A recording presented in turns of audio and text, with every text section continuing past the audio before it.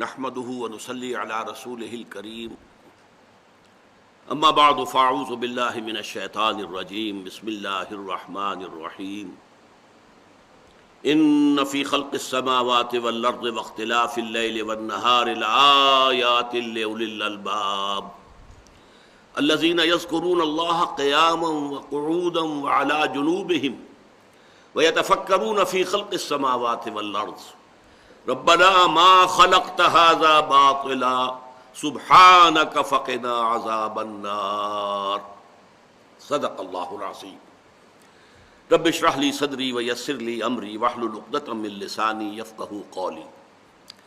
ہم یہ دیکھ چکے ہیں کہ جہاں تک ایمان باللہ کا تعلق ہے اس کے لیے کوئی منطقی دلیل، کوئی سائنسی دلیل موجود نہیں ہے۔ یہ اللہ پر ایمان یا اللہ کی ہستی کی معرفت اور اس سے محبت یہ ہماری روح کے اندر موجود ہے، ڈورمنٹ ہوتی ہے، سوئی ہوئی ہے۔ تم ہی نے مجھ کو پریم سکھایا، سوئے ہوئے ہردے کو جگایا۔ یہ سویا ہوا ہردہ جو ہے، اندر سے انسان کا من سویا ہوا ہے، اس کو جگانا ہے۔ اس کو جگانے کے لیے دیکھو ذرا آسمان، دیکھو زمین، دیکھو یہ، دیکھو وہ، اور اسی طریقے سے اس کو جگانے کے لیے پڑھو قرآن۔ یہ قرآن جگائے گا، یہ کیٹالیٹک ایجنٹ کی حیثیت سے تمہارے اندر سے، تمہاری یادداشت کی گہرائیوں میں سے اللہ کی معرفت، اللہ کی محبت کو ابھار کر آپ کے شعور کی سطح پر لے آئے گا۔ اب اگلا قدم ہے، ظاہر بات ہے کہ یہ پوری ڈور جو ہمیں سلجھانی ہے اس کائنات کی حقیقت کیا ہے، جس کے بارے میں بڑا پیارا شعر کہا ہے اکبر الہ آبادی نے، فلسفی کو بحث میں ہرگز خدا ملتا نہیں۔ میں پچھلے نشست میں عرض کر چکا ہوں، عقل خالص کے ذریعے سے اللہ تک نہیں پہنچ سکتا، بات ختم۔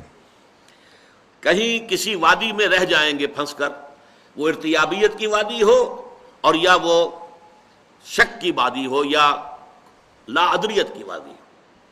یہ در حقیقت فطرت کے حوالے سے جب بات آگے چلتی ہے تو اللہ تک بات پہنچے گی۔ البتہ اس سے آگے اب ایمان بالآخرہ کا معاملہ یہ ہے، اس میں دو چیزیں آئیں گی، ایک فطرت اور ایک منطقی عقلی تقاضا۔ یہاں فرمایا الذین یذکرون اللہ قیاما وقعودا وعلی جنوبہم۔ دیکھیے ان تین الفاظ سے قرآن مجید کے آپ کو وہ روایت یاد آ گئی ہوگی حضرت عائشہ صدیقہ رضی اللہ تعالی عنہ کی، جو میں نے پچھلی نشست میں تفصیلاً آپ کو سنائی تھی۔ آپ کھڑے ہو کر بھی نماز میں روتے رہے، پھر آپ سجدے میں گئے ہیں تو آپ سجدے میں بھی روتے رہے، اور پھر آپ ذرا دیر لیٹے ہیں تو وہاں بھی آپ پر جو وہ طاری رہا ہے، بکا کی کیفیت جو ہے، گریہ طاری رہا ہے، رقت طاری رہی ہے۔ اسی طرح اب یہاں پر الفاظ آ رہے ہیں الذین یذکرون اللہ قیاما وقعودا وعلی جنوبہم۔ جب اللہ کو پہچان لیا تو اب یوں سمجھو کہ یہ الجھی ہوئی ڈور کا سرا ہے جو تمہارے ہاتھ میں آ گیا، یہ سرا اب چھوٹنا نہیں چاہیے ورنہ ڈور کبھی نہیں سلجھے گی۔ وہ شعر بھی پورا میں آپ کو سنا دوں کہ فلسفی کو بحث میں ہرگز خدا ملتا نہیں، ڈور کو سلجھا رہے ہیں اور سرا ملتا نہیں۔ اگر الجھی ہوئی ڈور ہے کوئی، اسے آپ نے سلجھانا ہے تو پہلے سرا تلاش کیجئے، اس کا کوئی ایک سرا آپ کے ہاتھ میں آ گیا تب تو ظاہر بات ہے کہ آپ پوری ڈور کو، وہ جو الجھاؤ ہے اس میں آپ سلجھا لیں گے اسے۔ سرا ہی ہاتھ نہیں آ رہا تو کیسے بات بنے گی؟ تو فلسفی کو بحث میں ہرگز خدا ملتا نہیں، ڈور کو سلجھا رہے ہیں اور سرا ملتا نہیں۔ وہ سرا ہے اللہ کو پہچان لینا۔ ان فی خلق السماوات والارض واختلاف اللیل والنہار لآیات لأولی الالباب۔ ہوش مند لوگوں کے لیے، عقل مند لوگوں کے لیے یہ نشانیاں ہیں۔ ان نشانیوں سے اللہ کو پہچان لیا، اب یہ سرا ہاتھ میں رکھنا چاہیے۔ اب کھڑے بیٹھے لیٹے ہر حال میں اللہ کو یاد رکھو۔ الذین یذکرون اللہ قیاما وقعودا وعلی جنوبہم وَيَتَفَكَّرُونَ فِي خَلْقِ السَّمَاوَاتِ وَالْأَرْضِ، اور وہ تفکر کرتے ہیں، غور و فکر کرتے ہیں آسمان اور زمین کی تخلیق کے بارے میں۔ یہ مقام اس اعتبار سے قرآن کے خوبصورت ترین مقامات میں سے ہے کہ یہاں ذکر اور فکر دونوں کو جمع کیا گیا۔ بدقسمتی سے ہمارے ہاں بہت طویل زمانہ جو انحطاط کا اور زوال کا آیا ہے، اس کا نتیجہ کیا نکلا؟ کچھ ذاکرین ہوتے ہیں، ذکر کرنے والے، لیکن فکر سے آ رہی ہیں، تفکر، فلسفیانہ تفکر، غور و فکر، اس سے انہیں سروکار نہیں. ذکر کر رہے ہیں اس کے اندر جو بھی ہے، محنتیں بھی کر رہے ہیں، ضربیں بھی لگا رہے ہیں، ذاکرین ہیں. یا مفکرین جو ہے وہ ذکر سے محروم ہیں. یہ دو گاڑی کے پہیے جو ہیں علیحدہ ہو گئے تو گاڑی چلے گی کیسے؟ قرآن کہتا ہے یہ دونوں ساتھ ساتھ چلیں. الذین یذکرون اللہ قیاما وقعودا وعلی جنوبہم ویتفکرون فی خلق السماوات والارض. وہ لوگ کہ جو اللہ کو یاد رکھتے ہیں بیٹھے ہوئے، لیٹے ہوئے، کھڑے ہوئے، اور وہ تفکر کرتے رہتے ہیں کائنات کی تخلیق کے بارے میں. وہ ایک نتیجے پر پہنچتے ہیں، ربنا ما خلقت ھذا باطلا، اے رب تو نے یہ پوری تخلیق بیکار، بے مقصد پیدا نہیں کی ہے. سبحانک، تو پاک ہے اس سے کہ کوئی بے مقصد کوئی کام ایسا کرے کہ جس کی کوئی حکمت نہ ہو، کوئی مقصد نہ ہو. فقنا عذاب النار، تو اے اللہ ہمیں بچائیو آگ کے عذاب سے. اس میں جو اصل منطق آئی ہے، جو دلیل آئی ہے، وہ کیا ہے؟ دیکھیے، ہم نے غور کیا عقل کا کام کیا ہے، فطرت کا کام کیا ہے. فطرت نے ہمیں یہ بتا دیا نیکی نیکی ہے، بدی بدی ہے. یہ بھی بدیہیات فطرت میں سے ہے.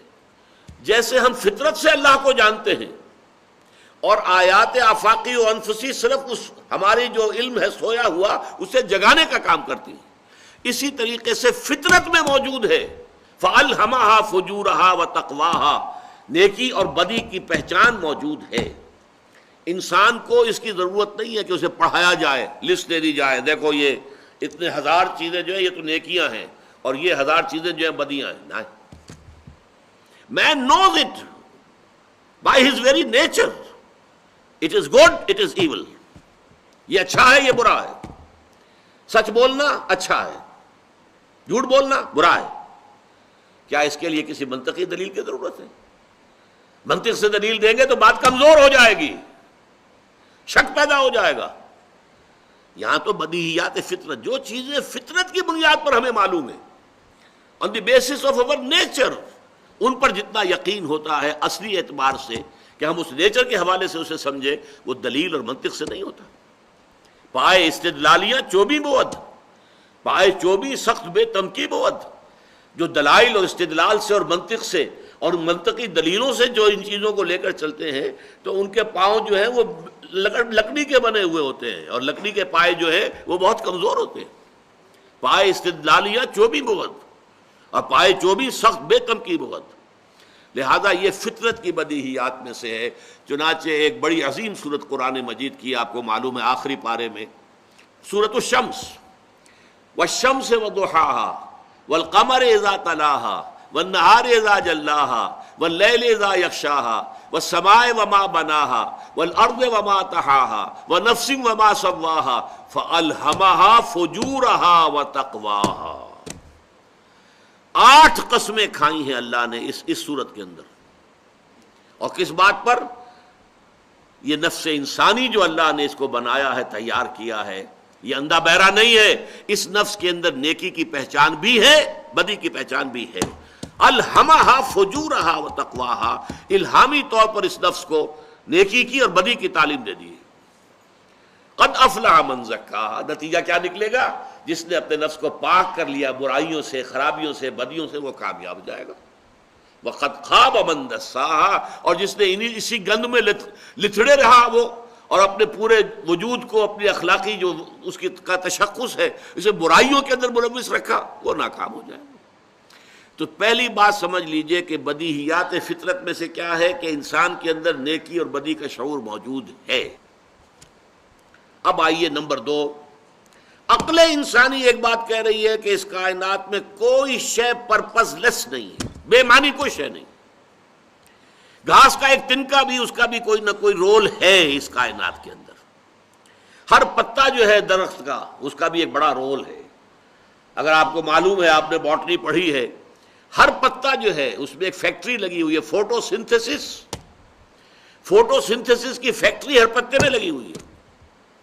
ہر شے کے اندر حکمت ہے، بغیر کسی حکمت کے، بغیر غایت کے. یہ وہ دلیل غائی جو میں نے عرض کیا تھا کہ ہر شے کے اندر دلیل لمی، دلیل غائی، کہ ہر شے کے اندر کوئی پرپز ہے، کوئی غایت ہے. لہذا اس کو استعمال کیا پرانے منطقیین نے کہ اس کا مطلب ہے کہ کوئی ذہن ہے پیچھے، یہ ایکسیڈنٹ کے طور پر کائنات وجود میں نہیں آئی ہے، یہ رام کی لیلا نہیں ہے کہ ایسے بس کھلنڈرا رام ہے وہ کھیل رہا ہے، نہیں، اس کے پیچھے حکمت ہے، یہ کائنات پیدا کی گئی ہے حکمت کے ساتھ، پرپس کے ساتھ۔ اچھا، اگر کائنات کی ہر شے پرپس فل ہے اور ہم یہ جانتے ہیں کہ نیکی اور بدی کی پہچان ہمارے اندر ہے، ہمارے نس میں ودیعت شدہ ہے، تو اب عقل کا تقاضا کیا ہے؟ نیکی کا اچھا نتیجہ نکلنا چاہیے، بدی کا برا نتیجہ نکلنا چاہیے۔ گندم از گندم برویت، جو سے جو، گندم سے گندم پیدا ہوتی ہے نا، جو تو نہیں ہوتا، جو سے جو پیدا ہوگا، گندم تو نہیں ہوگی۔ نیکی سے کا نتیجہ اچھا بھلا نکلنا چاہیے، بدی کا نتیجہ برا، اس کی سزا ہونی چاہیے۔ لیکن مشاہدہ کیا ہے، اس دنیا میں نہ نیکی کا صلہ عام طور پر ملتا ہے، نہ بدی کی سزا ملتی ہے۔ حرام خور عیش کر رہے ہیں، ان کی عزت ہے۔ آج تو کم سے کم یہ ہو گیا معاملہ، پہلے کم سے کم یہ تھا ہمارے معاشرے میں حرام خوروں کی عزت نہیں ہوتی تھی، جس کے بارے میں معلوم ہو گیا سود خور ہے اس سے نفرت ہو جاتی تھی۔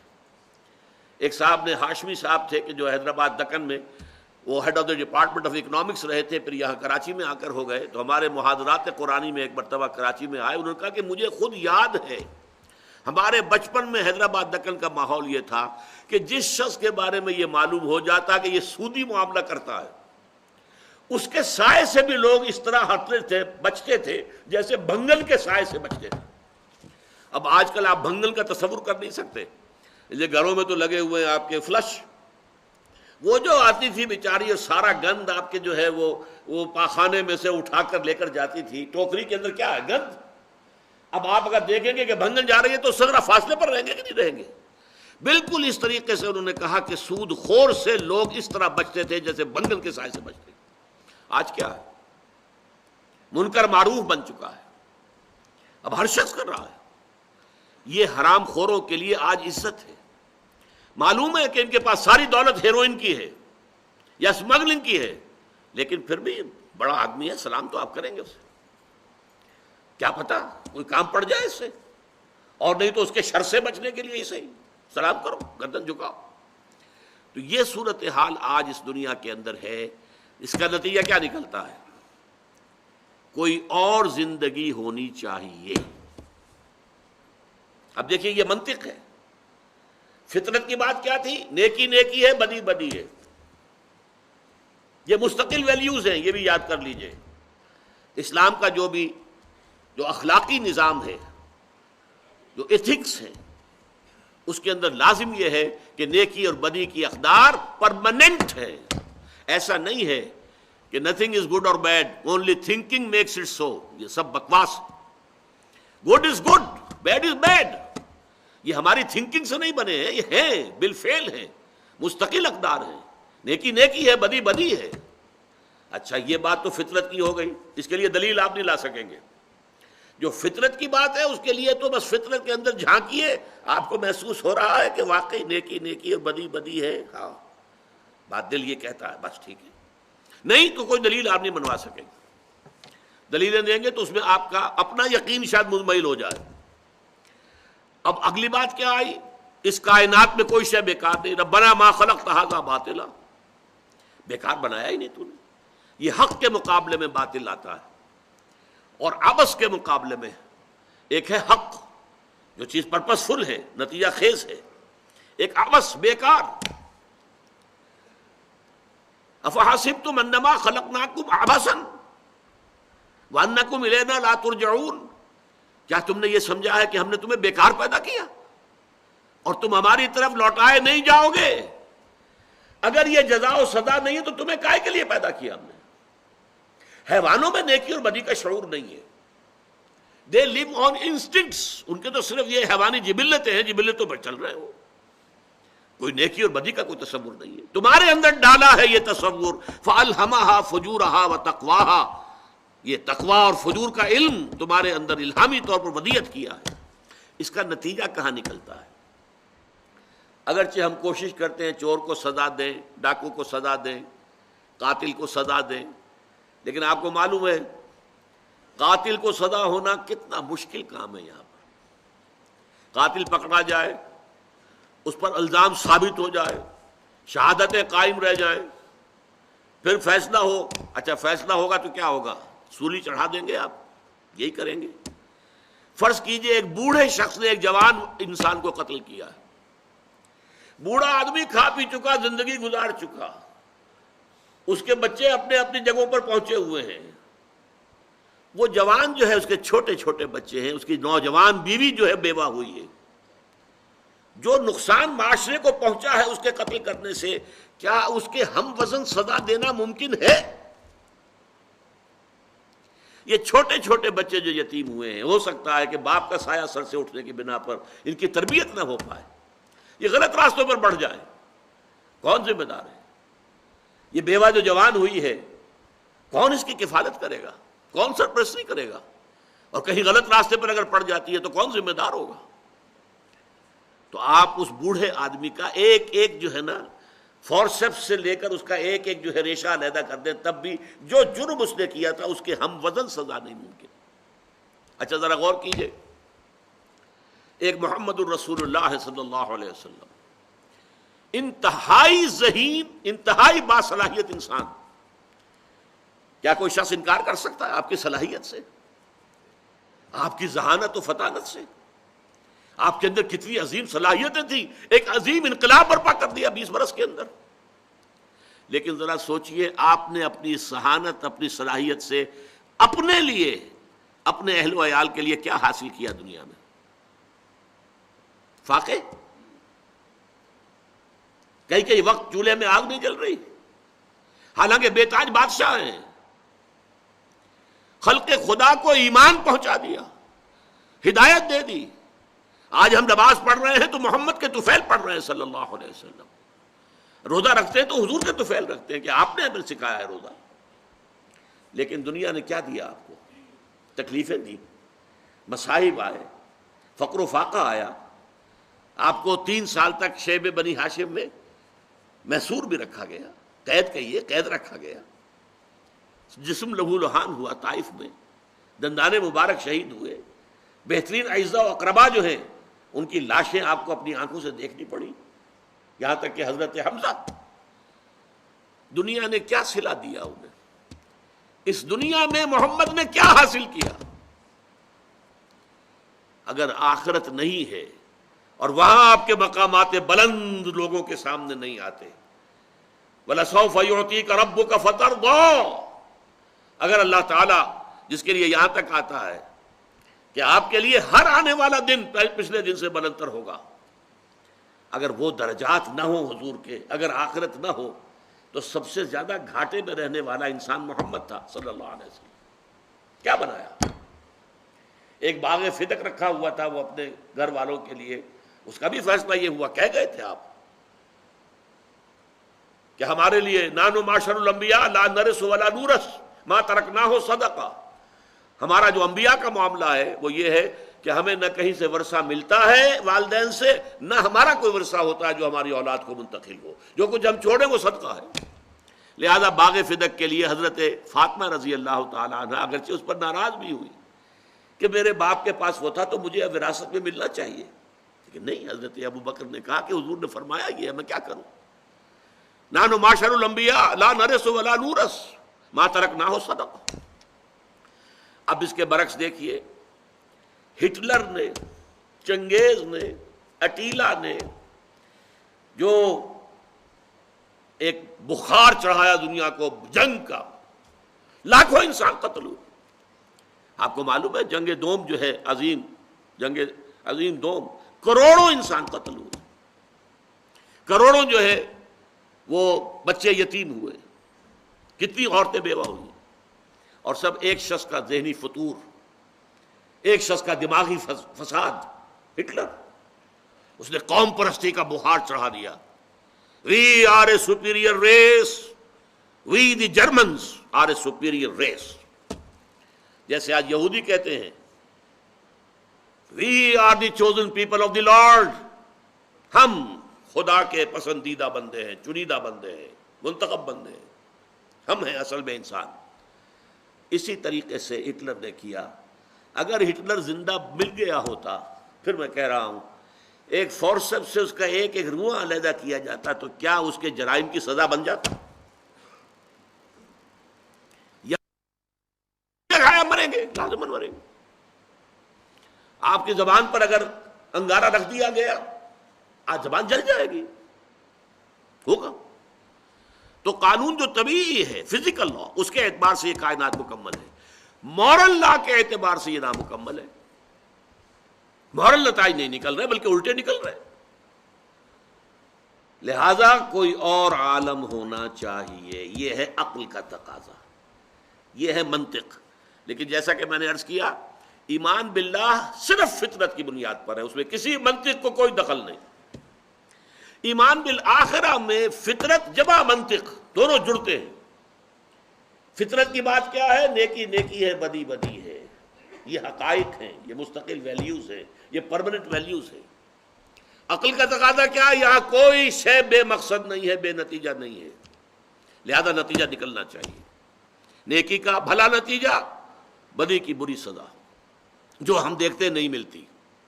کچھ کوشش کی بھی ہے انسان نے، قانون بنایا، پولیس ہے، فوج ہے، یہ ہے، وہ ہے، عدالتیں. کیا میں اس کی لیمیٹیشنز آپ کو بتا چکا ہوں. ایک بوڑھے آدمی نے ٹریگر ہی دبانا تھا نا صرف، اور کیا کرنا تھا؟ ٹریگر دبایا، مار دیا جوان آدمی کو. اب اس بوڑھے کو آپ پھانسی بھی دے دیں تو کیا اس کے جرم کی سزا مل گئی؟ اس کو اس کے جرم کی ہم وزن سزا نہیں ملی. اور دنیا میں جو خیر کے علم بردار رہے، نیکی کے علم بردار رہے، جنہوں نے اپنی زندگیاں وقف کی، میں نے تو حضور کی سب سے اونچی مثال دے دی. مولانا خواجہ معین الدین اجمیری کی بات کیجئے. 90,000 ہندو ان کے ہاتھ پر ایمان لایا. 90,000. ان کی نیکی کا کون صلہ انہیں دے سکتا ہے؟ وہ صلہ تو ان اجری الا علی اللہ، میرا اجر تو اللہ کے ذمہ ہے، اللہ دے گا. یہاں پر کیا اجر ملے گا اس کا؟ سوکھی روٹیاں کھاتے رہے. بابا فرید گنج شکر رحمت اللہ علیہ پانی میں نمک ڈال کر اسے روٹی کھاتے رہے. آج ان کے گدی نشین عیش کر رہے ہیں، وہ تو دوسری بات ہے، وہ تو نظام ہی اور بدل گیا. خود ان کا معاملہ کیا تھا؟ انہوں نے دنیا سے کیا لیا اور دنیا نے انہیں کیا دیا، جبکہ انہوں نے دنیا کو کیا کچھ نہیں دیا. بھلائی دی، نیکی دی، خیر کا راستہ دکھایا، ایمان اور اسلام کے راستے کی دعوت دی. تو معلوم ہوا کہ دوسرا عالم ہونا چاہیے جس میں سزا ملے اور جس میں جزا بھی ملے. جزا و سزا کے دن کا مالک، جیسے سورہ فاتحہ میں ہم پڑھ چکے ہیں، الحمدللہ رب العالمین الرحمن الرحیم مالک یوم الدین.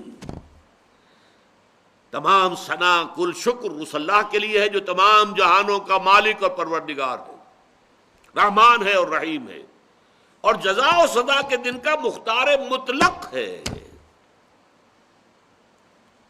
وہ اللہ جس کے ذمن میں بہترین وہ ہے جو حضور نے خطبہ دیا تھا شروع میں، بالکل آغاز میں، بنو ہاشم کو جمع کر کے، ان الرائد لا یکذب اہلہ. دیکھو کسی قافلے کا رہنما کبھی قافلے کو دھوکہ نہیں دیا کرتا. واللہ لا کذبت الناس جميعا ما کذبتکم ولو غررت الناس جميعا ما غررتکم. خدا کی قسم اگر میں تمام انسانوں سے جھوٹ بول سکتا، تم سے پھر بھی نہ بولتا، اس لیے کہ تم تو میرے کن کن ہو، میرے رشتہ دار ہو. اور اگر پوری دنیا کو دھوکہ دے سکتا تب بھی تمہیں کبھی نہ دیتا. اس تمہید کے بعد فرمایا واللہ الذی لا الہ الا ہو، اس اللہ کی قسم جس کے سوا کوئی الہ نہیں، انی لرسول اللہ الیکم خاصۃ وإلی الناس کافۃ، میں اللہ کا رسول ہوں تمہاری طرف خاص طور پر اور تمام نوع انسانی کی طرف عام طور پر. اور اس کے بعد معاد کا تذکرہ، ساری بات معاد پر. واللہ لتموتن کما تنامون، خدا کی قسم ایک روز تم پر موت طاری ہو جائے گی جیسے کہ روزانہ رات کو سو جاتے ہو. ثم لتبعثن کما تستيقظون، پھر تمہیں اٹھا لیا جائے گا ایک دن جیسے کہ روزانہ صبح کو بیدار ہو جاتے ہو. ثم لتحسبن بما تعملون، پھر تمہارا محاسبہ ہوگا، حساب کتاب ہوگا جو عمل تم کر رہے ہو اس وقت. ثم لتجزون بالاحسان احسانا وبالسوء سوءا، پھر لازماً بدلہ مل کر رہے گا، بھلائی کا بھلا، برائی کا برا. وَإِنَّهَا لَجَنَّةٌ أَبَدًا أَوْ لَنَارٌ أَبَدًا، اور وہ بدلہ کیا ہے؟ یا جنت ہے ہمیشہ ہمیش کے لیے، اور یا پھر آگ ہے ہمیشہ ہمیش کے لیے۔ اس آگ سے بچنے کے لیے اب یہاں دعا آئی، سبحانک فقنا عذاب النار، پروردگار ہمیں اس آگ کے عذاب سے بچائی۔ ربنا انک من تدخل النار فقد اخزیتہ، پروردگار جسے تو نے آگ میں داخل کر دیا اسے تو ذلیل کر دیا، رسوا کر دیا۔ ربنا لا تجعلنا منہم، اللہم ربنا لا تجعلنا منہم، اللہ ہمیں بچائے اس سے کہ ہم ان میں شامل ہوں۔ تو اے پروردگار سبحانک، تو پاک ہے اس سے، فقنا عذاب النار، ربنا انک من تدخل النار فقد اخزیتہ، جسے بھی تو نے آگ میں داخل کر دیا اسے تو رسوا کر دیا۔ وما للظالمین من انصار، اور ظالموں کے لیے کوئی مددگار نہیں ہوگا۔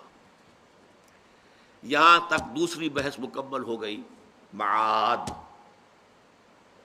اب آپ سوچئے، جو شخص جو یعقلون میں ہے، لقومی یعقلون، وہ شخص جو اولو الالباب میں سے ہے، ہوش مند لوگوں میں سے ہے، وہ کائنات کی گواہیاں دیکھ کر، اپنے اندر کی گواہیاں پڑھ کر، یا قرآن مجید کی آیات کے حوالے سے جو اس کا انر کانشسنس ہے جو ڈورمنٹ تھا ایکٹیویٹ ہو گیا ہے، پھر وہ آخرت تک بھی پہنچ گیا، اس لیے کہ تفکر اور تذکر ساتھ ساتھ چلے۔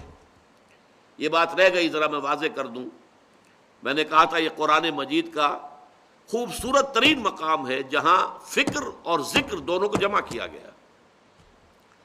مولانا روم، جنہیں علامہ اقبال کہتے ہیں، پیر رومی، وہ کہتے ہیں ای قدر گفتیم باقی فکر کن۔ دیکھو بھائی، اتنا کچھ تو ہم نے تمہیں بتا دیا، باقی آگے خود سوچو۔ فکر اگر جامد بود رو ذکر کن، اگر کہیں جا کر فکر رک جائے، آگے نہیں بڑھ رہا، گتھی نہیں سلجھ رہی، تو جاؤ پھر ذکر کرو، ذکر کرو۔ ذکر آرد فکر را در اعتزاز، یہ ذکر جو ہے اس فکر کے اندر حرکت پیدا کرتا ہے۔ یہ ہے ذکر اور فکر کا اختلاط۔ ذکر آرد فکر را در اعتزاز، حرکت، نمو۔ ذکر را خورشید ای افسردہ ساز، جس طرح پوری زمین کے اوپر افسردگی ہوتی ہے، سورج آتا ہے تو چہل پہل شروع ہو جاتی ہے، ایسے ہی فکر جو ہے صحیح رخ پر بڑھتا ہے جب ذکر ساتھ ہو۔ میں عرض کر رہا تھا کہ یہ دونوں گاڑی کے پہیے ہمارے معاشرے میں علیحدہ ہو چکے ہیں، بہت طویل عرصے سے علیحدہ ہے۔ مفکرین جو کہلاتے ہیں وہ ذکر کی لذت سے بالکل محروم، اور ذاکرین ان کا فکر کی وادی میں قدم ہی نہیں۔ لیکن جو یہ مرید ہندی ہے، اس نے جس قدر شاندار الفاظ میں یہ مضمون ادا کیا ہے اقبال نے، جزب قرآن زیغمی روباہی است۔ دیکھو لوگو، قرآن کے بغیر اگر تم شیر بھی ہو تب بھی لومڑی ہو، کچھ نہیں ہو۔ فقر قرآن اصل شاہنشاہی است۔ فقر قرآن، سلوک قرآنی، ایک وہ سلوک ہے جو ہمارے ہاں خانقاہی سلوک ہے، ایک فقر قرآن، سلوک قرآنی، اصل شاہنشاہی است، اصل بادشاہی تو وہ ہے۔ فقر قرآن اختلاط ذکر و فکر، قرآن کا اسلوب جو ہے، قرآن کا سلوک جو ہے، قرآن کا تصوف جو ہے، وہ ذکر اور فکر کے جمع ہونے سے وجود میں آتا ہے۔ فقر قرآن اختلاط ذکر و فکر، فکر را کامل نہ دیدم جزب ذکر، فکر کامل ہو ہی نہیں سکتا جب تک کہ ذکر موجود نہ ہو۔ الذین یذکرون اللہ قیاما وقعودا وعلی جنوبہم ویتفکرون فی خلق السماوات والارض ربنا ما خلقت هذا باطلا سبحانک فقنا عذاب النار ربنا انک من تدخل النار فقد اخزیتہ وما للظالمین من انصار۔ اب آئیے یہ لوگ جن کا کہ یہ نقشہ کھینچا گیا ہے، اولو الالباب الذین یعقلون، جو فکر اور ذکر کے اختلاط کے ساتھ آگے بڑھ رہے ہیں، اگر ان کے کانوں میں کسی نبی کی آواز آتی ہے لپک کر ایمان لائیں گے۔ یہ ہے صدیقین کا معاملہ۔ نبی کہتا ہے وہی جو وہ ان کے اپنے دل میں تھا۔ دیکھنا تقریر کی لذت کہ جو اس نے کہا میں نے یہ جانا کہ گویا یہی میرے دل میں تھا۔ اب اگر آپ کے دل کی کوئی بات کہہ رہا آپ فوراً تصدیق کریں گے. ربنا اننا سمعنا منادیا ینادی للایمان ان آمنوا بربکم فآمنا. اے رب ہمارے، ہم نے ایک پکارنے والے کی پکار کو سنا جو ندا لگا رہا تھا، منادی کر رہا تھا ایمان کی کہ ایمان لاؤ اپنے رب پر. فآمنا، تو ہم ایمان لے آئے. یہ ہے ایمان باللہ، ایمان بالآخرہ یا معاد، اور پھر ایمان بالرسالت. یہ لوگ تصدیق کرتے ہیں اس لیے کہ خود وہاں پہنچے ہوتے ہیں. یہ میں بیان کر چکا ہوں سورہ فاتحہ کے ضمن میں بھی اور سورہ لقمان کے دوسرے رکوع کے ضمن میں بھی. ایسے لوگ ہر معاشرے میں، برے سے برے معاشرے میں، تاریخ سے تاریخ معاشرے میں موجود رہیں گے. مکے کا معاشرہ کتنا تاریخ تھا ہر اعتبار سے، کفر کے اور شرک کے گھٹا ٹوپ اندھیرے. انہی میں ورقہ ابن نوفل تھے کہ نہیں تھے، جن کی فطرت نے انہیں مجبور کیا کہ چھوڑو، دفع کرو، یہ کیا بت ہم اپنے ہاتھوں سے بناتے ہیں اور پوجتے ہیں. شام گئے اور وہاں جا کر انہوں نے نصرانیت اختیار کی. حضور کی بعثت سے پہلے اصل اسلام کیا تھا؟ نصرانیت، حضرت عیسیٰ کا دین. اور یہاں تک علم حاصل کیا. اس مکے کے رہنے والا ایک شخص ہے کہ جہاں پر انگلیوں پہ گنے جا سکتے ہیں جو لکھنا پڑھنا جانتے ہوں، اور وہ شخص جو ہے وہاں سے آیا ہے. کانا یکتب التوراۃ بالعبرانیہ، عبرانی میں تورات لکھا کرتے تھے. ورقہ ابن نوفل وہیں سے نکلے نا. زید ابن عمرو ابن نفیل، یہ میں آپ کو بیان کر چکا ہوں. حضرت سعید ابن زید کے والد خانہ کعبہ کے پردے پکڑ پکڑ کر کہتے تھے اللہ میں صرف تجھے پوجنا چاہتا ہوں لیکن نہیں جانتا کیسے پوجوں. بتائیے ایسے شخص کے سامنے نبی کی پکار آ جائے گی تو دیر لگائے گا وہ اس کو قبول کرنے میں؟ توحید تک وہ پہنچا ہوا ہے، معرفت خداوندی اسے حاصل ہے، تمام بنیادی جو ہے مقدمات پورے ہیں، اب اس کے لیے کیا دیر لگے گی؟ یہاں تو صورت وہی ہوگی جو حضرت ابو بکر صدیق کی ہمارے سامنے آتی ہے. حضور فرماتے ہیں میں نے جس کے سامنے بھی اپنی دعوت پیش کی اس نے کچھ نہ کچھ تردد ضرور کیا، سوائے ابو بکر کے کہ ایک لہجے کا بھی تردد نہیں کیا، ایک لہجے کا بھی. ادھر میں نے بات کہی ادھر فوراً مان دی. اس لیے صدیق، تصدیق کرنے والے، اور اس کی انتہائی بلندی پر فائز. ربنا اننا سمعنا منادیا ینادی للایمان. یہ نوٹ کر لیجئے یہاں پر جو گفتگو ہو رہی ہے وہ اس تقلیدی ایمان کی نہیں ہو رہی. پہلے بھی میں نے اشارہ کیا تھا، وہ ہمیں جو وراثتاً ایمان ملا ہے اپنے والدین سے وہ کچھ اور شے ہے، جو عقیدہ ہے، وہ ریشیل کریڈ ہے. ہمارا ایک نسلی توارث سے، وراثت سے ہمیں کچھ چیزیں منتقل ہوئی ہیں جو زبان پر ہیں. ہمارے دل کے اندر یقین کا ہونا وہ بالکل دوسری شے. یہ وہ ایمان، اس کے لیے حضرت شیخ الہند رحمۃ اللہ علیہ انہوں نے پہلے دو ایمانیات کو کہا ہے عقلی ایمان. پہلا ایمان ان فی خلق السماوات والارض واختلاف اللیل والنہار لآیات لأولی الالباب، ایمان باللہ. الذین یذکرون اللہ قیاما وقعودا وعلی جنوبہم ویتفکرون فی خلق السماوات والارض ربنا ما خلقت ھذا باطلا سبحانک فقنا عذاب النار. ایمان بالآخرہ، ایمان بالمعاد. یہ دونوں ہیں عقلی ایمان، اپنے عقل سے، غور و فکر سے، فطرت کی بدیہیات پر بنیاد رکھتے ہوئے عقل سے کام لینا. فطرت کے ساتھ جڑ جو ہے وہ آپ کی فطرت کے اندر ہونی چاہیے. پھر یہ عقل کا درخت جو ہے پروان چڑھے، اوپر جائے، یہ ساری چیزیں اس کے ثمرات ہوں گے. اب یہ سمعی ایمان آیا، سنا. ربنا اننا سمعنا منادیا ینادی للایمان ان آمنوا بربکم فآمنا. پروردگار ہم نے سنا ایک پکارنے والے کی پکار کو کہ وہ ایمان کی پکار بلند کر رہا ہے، دعوت دے رہا ہے اپنے رب پر ایمان لاؤ، تو ہم ایمان لے آئے. ربنا فاغفر لنا ذنوبنا، تو اے رب ہمارے گناہوں کو بخش دے.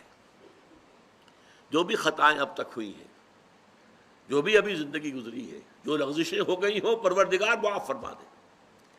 یہ غفر جو ہے، مغفرت جس سے بنا ہے، اس کا مفہوم سمجھ لیجئے.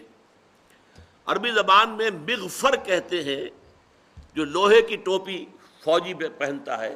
خود پرانے زمانے میں بھی خود ہوتا تھا سر کے اوپر، تلوار کا بار پڑے تو وہ خود کے اوپر رہے، سر پر نہ آئے.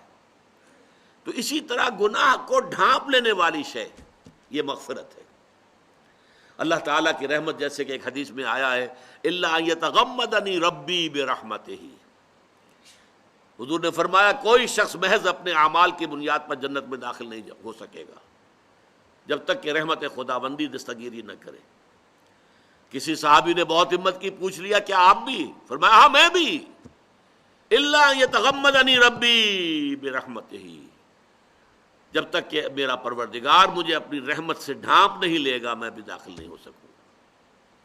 تو یہ ہے مغفرت، فاغفر لنا ذنوبنا، پروردگار ہمارے گناہوں کو بخش دے، وکفر عنا سیئاتنا۔ کفر کا لفظ جو آتا ہے کافر ہے، وہ دبانا اور چھپانے کے معنی میں آتا ہے اصلاً، یعنی فطرت کے اندر سے تو اللہ تعالیٰ کی یاد، اللہ تعالیٰ کی معرفت ابھر رہی ہے، ایک انسان دباتا ہے اسے اپنی خواہشات کی وجہ سے، اپنے جو روایات، آبائی روایات کا پرستار بنا ہوا ان کی وجہ سے، یہ دبانا ہے در حقیقت۔ تو کفر اور اسی سے لفظ کفارہ بنا ہے، آپ سے کوئی غلطی ہو گئی، خطا ہو گئی، گناہ ہو گیا، کفارہ ہو گیا۔ کفارہ جو ہے اس کے اثرات کو دھو دیتا ہے۔ کفر عنا سیئاتنا، پروردگار ہم سے ہماری برائیوں کو دھو دے، ہمارے دامن کردار پر بھی جو برائیاں ہیں تو پاک کر دے، ہمارے دامن کردار کو ان تمام داغوں اور دھبوں سے دھو دے، اور ہمارے نامہ اعمال میں بھی اگر کوئی دھبے ہیں اے اللہ اس نامہ اعمال سے محو کر دے۔ حدیث میں آیا ہے یہ کہ انسان جب گناہ کرتا ہے اس کے نامہ اعمال میں دھبا لگتا ہے، توبہ کرتا ہے تو اس کو مٹا کر اس دھبے کو وہاں نیکی کا اندراج ہو جاتا ہے۔ اگرچہ اس توبہ کی اپنی شرائط ہیں، توبہ صرف زبان سے کہہ دینے سے اتوبو الی اللہ، میں اللہ کی جناب میں توبہ کرتا ہوں، وہ توبہ نہیں ہوتی، توبہ کی شرائط ہے۔ وہ ہمارے اس منتخب نصاب کے تیسرے حصے میں سورہ فرقان کے ضمن میں بڑی تفصیل سے بحث آئے گی توبہ کہتے کسے۔ تسبیح کر لینے سے استغفر اللہ ربی من کل ذنب واتوب الیہ 100 مرتبہ آپ نے پڑھ لیا، یہ توبہ نہیں ہوتی، ذکر ہو گیا، اس کا فائدہ ہو جائے گا، اس کا آپ کو اجر اور اس کا ثواب مل جائے گا۔ وَتَوَفَّنَا مَعَ الْأَبْرَارِ، رب ہمارے ہمیں وفات دیجو اپنے نیک بندوں کے ساتھ۔ یہ ابرار کی اب آپ جو ہے دوسرا سبق جو ہمارا تھا اس منتخب نصاب کا، وہ لیس البر ان تولوا وجوہکم قبل المشرق والمغرب ولكن البر من آمن بالله واليوم الآخر والملائكة والكتاب والنبيين وآتى المال على حبه ذوي القربى واليتامى والمساكين وابن السبيل والسائلين وفي الرقاب وأقام الصلاة وآتى الزكاة والموفون بعهدهم إذا عاهدوا والصابرين في البأساء والضراء وحين البأس أولئك الذين صدقوا وأولئك هم المتقون۔ یہ جو بندے ہیں اللہ کے، پروردگار ہمارا حشر ان کے ساتھ کیجو، پروردگار ہمیں ان کی رفاقت عطا فرمائی۔ جو سورہ فاتحہ میں ہم نے کہا تھا اہدنا الصراط المستقیم صراط الذین انعمت علیہم، پروردگار ہمیں سیدھے راستے کی ہدایت بخش، راستہ ان کا جن پر کہ تیرا انعام ہوا۔ وہ کون ہے؟ وہ میں بتا چکا ہوں آپ کو سورہ نساء کی ایک آیت کی روح سے، من النبیین والصدیقین والشہداء والصالحین، یہ 4 گروہ ہیں منعم علیہم جن پر اللہ کا انعام ہوا ہے۔ وَتَوَفَّنَا مَعَ الْأَبْرَارِ رَبَّنَا وَآتِنَا مَا وَعَدتَّنَا عَلَى رُسُلِكَ، اور اے رب ہمارے ہمیں وہ سب کچھ عطا کیجو جس کا کہ تو نے ہم سے وعدہ کیا ہے، وعدتنا ہم سے وعدہ کیا ہے، علی رسولک اپنے رسولوں کے ذریعے سے۔ ظاہر بات ہے کہ اللہ سے ہم کلام تو رسول ہوتے تھے، اللہ کے پاس پیغام وحی کا تو رسولوں کے پاس آتا تھا، ہمارے پاس تو نہیں آیا ہے۔ ہم نے رسولوں کے بتائی ہوئی باتوں کی تصدیق کی ہے، تو اے اللہ تو نے اپنے رسولوں کے ذریعے سے جو بھی وعدے اپنے نیکوکار بندوں سے کیے ہیں وہ ہمیں سب عطا کیجو، ولا تخزنا یوم القیامہ، اور ہمیں قیامت کے دن رسوا نہ کیجو، انک لا تخلف المیعاد، واقعہ یہ ہے کہ تو اپنے وعدے کے خلاف نہیں کرتا۔ اس میں پیاری بات کیا آ گئی؟ ہمیں اندیشہ ہے تو یہ ہے کہ ہم ان وعدوں کا مصداق بن سکیں گے یا نہیں، ہم ان شرائط پر عملاً پورے اتر سکیں گے کہ نہیں، کہ جو اب اس ہدایت کا لازمی نتیجہ ہے۔ یہ آخری آیت جو پڑھیں گے انشاءاللہ، اب نیکسٹ جو بھی ہمارا سیشن ہوگا اس میں آئے گا کہ یہ جو ایمان ہے صدیقین کا ایمان، اس ایمان کا عملی ظہور کس شکل میں ہوتا ہے؟ اس ایمان کا نتیجہ کیا نکلتا ہے کردار میں، شخصیت میں، کیریکٹر میں؟ ان کی پوری جو شخصیت ہے اس کے سر و پا کے اندر کیا چیز نکلتی ہے؟ وہ بعد میں آئے گا۔ ایک ہی آیت جو رہ گئی ہے اس رکوع کی، اس ہمارے سبق کی، تو فرمایا کہ ربنا وآتنا ما وعدتنا علی رسولک ولا تخزنا یوم القیامہ، قیامت کے دن ہمیں رسوا نہ کیجو، انک لا تخلف المیعاد۔ ہمیں یہ اندیشہ نہیں ہے کہ تو اپنے وعدے کے خلاف کرے گا، تو اپنے وعدے کے خلاف نہیں کرتا، لیکن ہمیں اگر شک ہے، اندیشہ ہے تو اس کا کہ شاید ہم ان وعدوں کے مصداق نہ بن سکیں، ہم اس ایمان کے عملی تقاضوں کو اس طور سے پورا نہ کر سکے جو ہمیں ان وعدوں کا مصداق بنا دے۔ لہذا تو ہمارے کوتاہیوں سے صرف نظر فرماتے ہوئے، ہمارے گناہوں کو بخشتے ہوئے، ہماری خطاؤں سے درگزر کرتے ہوئے ہم سے وہ سارے وعدے پورے کیجو جو تو نے اپنے رسولوں کے ذریعے سے ہم سے کیے۔